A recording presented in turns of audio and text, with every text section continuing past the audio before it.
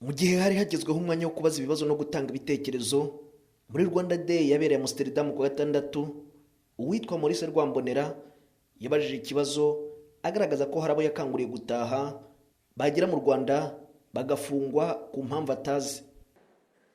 Muri gahunda tujya dukora ya mobilisation hari akandi kabazo mfite kanteye isoni kubera ko hari abasore babiri baba muri iki gihugu cyo mu Buholandi nagerageje kumobiliza kugira ngo babashe gutaha mu Rwanda, ariko abo basore umwe ageze mu Rwanda baramwakira, mukuru we agezeyo bahita bamufunga, amaze amezi 6 afunzwe, yitwa Munyaneza Jean de Dieu. Bamufungiye iki?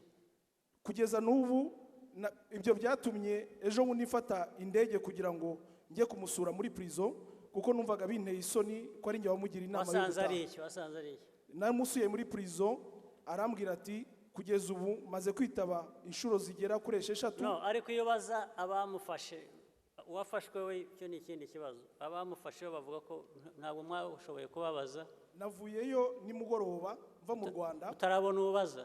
Ntabwo ndabona uwo mbaza. Nagira ngo rwose niba bishoboka nabona nka Ministre wa Justice kugira ngo uwo muhungu niba yarakoze amakosa. Ibyo nyine niyo nzira no kumenya abamufashe, umuntu akumva n'icyo bavuga bamufatiye. Iyo bamujyanye imbere y'ubutegetsi y'urukiko bamusabira indi minsi 30 kugira ngo bakomeze bakore. Ngo yitwa nde? Yitwa Munyaneza Jean de Dieu, afungiye muri gereza ya Kimironko. Uyu mugabo yasezeranyijwe igisubizo vuba. Inkuru yasohotse mu kinyamakuru The New Times cyo kuri wa mbere igaragaza ko ubushinjacyaha buhakana amakuru yatanzwe na Maurice Rwambonera. Muri icyo kinyamakuru umuvugizi w'ubushinjacyaha Ale Mukurarinda yagize ati icyambere kigomba gusobanuka nuko Jean de Dieu Munyaneza atagarutse mu Rwanda ku bushake. Yirukanwe n'inzego zo mu Buholandi kubera ikibazo cy'ibyangombwa bimwemerera kuba muri icyo gihugu.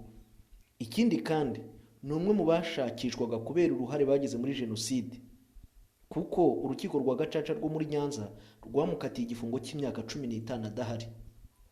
Jean de Dieu Munyaneza ngo yabaye afunzwe iminsi 30 iteganywa n'amategeko mu gihe hakorwa irindi perereza ryimbitse. Cyakora ngo yaba yaranze kugira byinshi atangariza ubushinjacyaha kuko ngo ashaka abamwunganira mu mategeko. Uyu Jean de Dieu Munyaneza ngo yanageze mu Buholandi ahindura izina, yiyita Jean de Dieu Mutsinzi.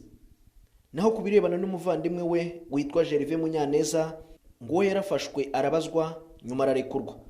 Ukoze ubushakashatsi kuri abo bavandimwe birukanwe ku butaka bw'Ubuholandi kubera ibibazo by'ibyangombwa bibemerera kuba muri icyo gihugu, ndetse hari abandi banyarwanda babarirwa hagati ya 15 na 20 nabo baba bakorwaho iperereza n'inzego zo mu Buholandi.